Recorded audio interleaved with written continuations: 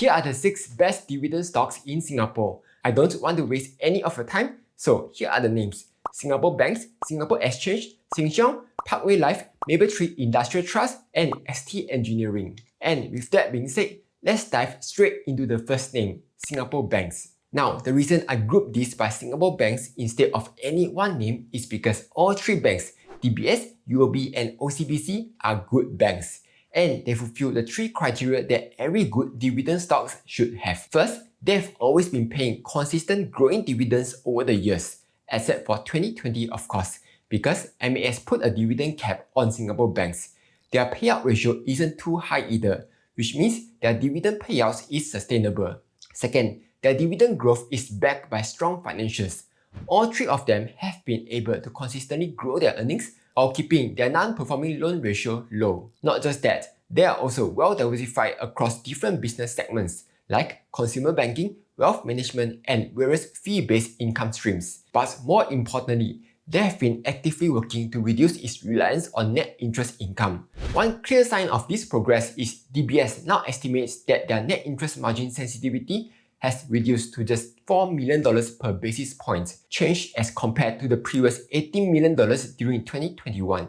This represents a drop of almost 77% in NIM sensitivity over the past 3 years. Likewise, NIM sensitivity has also decreased by 40% for both OCBC and UOB as compared to the previous cycle. Because of that, it is expected each 25 BPS Fed rate cut will only reduce Singapore Bank's 2025 earnings by just 1 to 2%. Third, all 3 banks have durable competitive advantages, aka strong moats that protect their earnings and market share. In Singapore, these 3 banks alone control the vast majority of domestic deposits and loans, giving them significant pricing power and operational scale. At the same time, they have also been steadily growing their overseas presence, which can help to provide new growth engines while also helping to reduce reliance on just the Singapore markets alone. For example, DBS has expanded into India, Taiwan, and Hong Kong. OCBC has built a strong presence in Malaysia, Indonesia, and Greater China. Meanwhile, UOB has been deepening its reach in Southeast Asia through the acquisition of Citibank's consumer banking businesses in Malaysia, Thailand, Indonesia, and Vietnam. However, just because the banks are great dividend stocks doesn't always make them a great buy. That's because valuation still matters, and even the best companies can become poor investments if you overpay for them. And right now, all 3 banks are trading at high price-to-book ratios when compared to their historical average. This raises the risk of downside surprises, especially if the Fed starts cutting rates more aggressively, or if the economic conditions soften in the region. Because of that, it's probably better to wait for more attractive entry points, one that offers a healthier balance of both dividend yield and valuation. Quick pause. If you are looking for the cheapest broker to start your investing journey, check out Interactive Brokers. It has the lowest fees for stocks, ETFs, options, and more. Not just that, Interactive Brokers lets you easily research stocks. Like, you want to check out companies' financials? Here it is. You want to check out analyst ratings? Here's a bunch of them. It even has free technical insights which tells you where the stock might possibly go next. So sign up to Interactive Brokers today, and let's get back to the video. Moving on, Singapore Exchange Limited, or SGX, is also another strong dividend paying company. It has a track record of consistent dividend payouts that have steadily increased over the years. But more importantly, it maintains a sustainable payout ratio of around 60+% as of last year, indicating that its dividends growth are well supported by earnings. You can see that their revenue, net income, as well as free cash flow has been reliably going up over the years, and they enjoy close to 50% in operating margins. Their revenue sources are almost evenly split across cash equities, derivatives, fixed income, and platform-related fees. This diversification helps SGX maintain stable earnings across different market conditions while reducing reliance on any single business segment. However, despite that, SGX is currently facing a few issues. First, SGX is facing growing competition. The number of companies listed on SGX has dropped by around 20% over the past 5 years. Meanwhile, Bursa Malaysia has continued to attract more listings during the same period. On top of that, the quality of companies listed on SGX has also been an ongoing concern. About 8% of companies listed on SGX are currently suspended, while only 70% of mainboard companies are profitable, compared to just 43% for catalyst companies. And even more alarming, 86% of catalyst stocks are now trading below their day one closing price, with 40% having lost almost all of their initial value. Thankfully, MAS is aware of these challenges and has introduced a series of measures to revitalize the Singapore market. Though restoring retail investors' trust and confidence remains an area that has yet to be fully addressed, and we will need to wait for further updates and initiatives in the coming months. So, is SGX a buy right now? While it remains a solid dividend-paying stock, its current stock price appears to have run slightly ahead of its valuations. Recent price targets from OCBC and RHB stand at $14 and $13.60 respectively, both slightly below SGX's current share price. Similarly, valuation tools like Guru Focus also indicates that the stock may be slightly overvalued at this point. This suggests that while SGX remains fundamentally strong, the current price may have already reflected much of its near-term upside. For long-term investors seeking steady dividend income, it could still be a worthwhile addition, especially on any price dip. Next up, Sheng Siong. Sheng Siong also has a very strong track record of consistently increasing its dividends. Its dividend payouts have not only grown over the years, but are also well supported by a sustainable dividend payout ratio of around 70%. This, of course, is due to its strong financials, where Sheng Siong is able to reliably grow its revenue, net income, as well as free cash flow over the years. How? They do it by constantly opening new stores in housing estates in Singapore. They also have 6 stores in China, though it only contributes to a small part of their total revenue. Their operating margin is a little low at 10%, but this is fairly common among physical retailers. The great thing about Sheng Siong, besides its steadily growing financials, is that it's actually rather recession-proof. That's because people will still need to buy groceries no matter what. In fact, from what we have seen, during times of crisis, Sheng Siong can perform exceptionally well, as kiasu people rush to stock up on toilet papers and instant noodles. And even though there are many other groceries in Singapore, such as FairPrice, Giant, Cold Storage, and various online platforms, Sheng Siong has managed to remain competitive, and it achieves this through a clear value for money positioning, efficient operations, and a loyal customer base. As for its valuation, analysts currently assign the stock a median target price of around $1.89, suggesting that there may still be some upside potential. Likewise, valuation tools like Guru Focus indicate that the stock is trading close to its fair value. Moving on, the next name is a REIT, and is none other than Parkway Life REIT. Parkway Life is one of the few Singapore REITs that has consistently delivered growing dividends over the years. This strong performance is largely thanks to its defensive portfolio of healthcare assets, supported by long-term leases that include built-in rental escalations.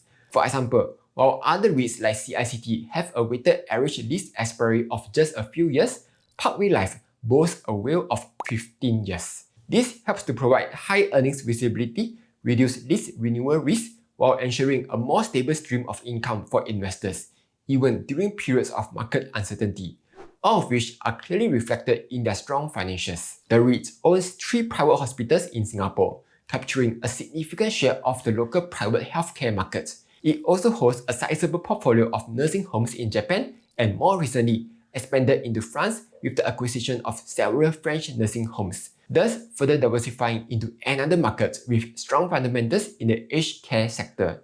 However, by expanding into the overseas market, the REIT now has to face currency risk from the depreciating yen and euro.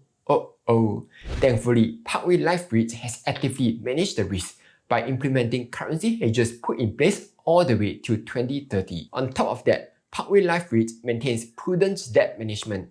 With a healthy gearing ratio of 36%, it has ample headroom to fund future acquisitions or asset enhancements without taking on excessive leverage. The management also takes a disciplined approach to debt maturity, aiming to keep no more than 30% of total debt maturing in any single year to avoid bunching effects and concentration risks. So, is the stock attractive at this point? Analysts are giving it a target price of around $4.67, which implies an upside potential of 11%. However, it's worth noting that its current price-to-book ratio is slightly above its historical average, which may suggest that the stock is already priced at a premium. As such, investors should carefully consider whether the premium is justified in light of the REIT's future prospects and broader market conditions. Alright, the next one is Mapletree Industrial Trust. You know, I was actually trying to choose between Mapletree Industrial Trust, CapitaLand Integrated Commercial Trust, and CapitaLand Ascendas REIT. But in the end, I settled with MIT. Now, don't get me wrong, all three REITs are solid and are well managed. However, what sets Mapletree Industrial Trust apart is its more defensive portfolio. CapitaLand Ascendas REIT has significant exposure to the office sector, while CICT holds a mix of retail and office assets, both of which are typically more vulnerable in shifts in economic conditions, consumer behavior, and evolving workplace trends.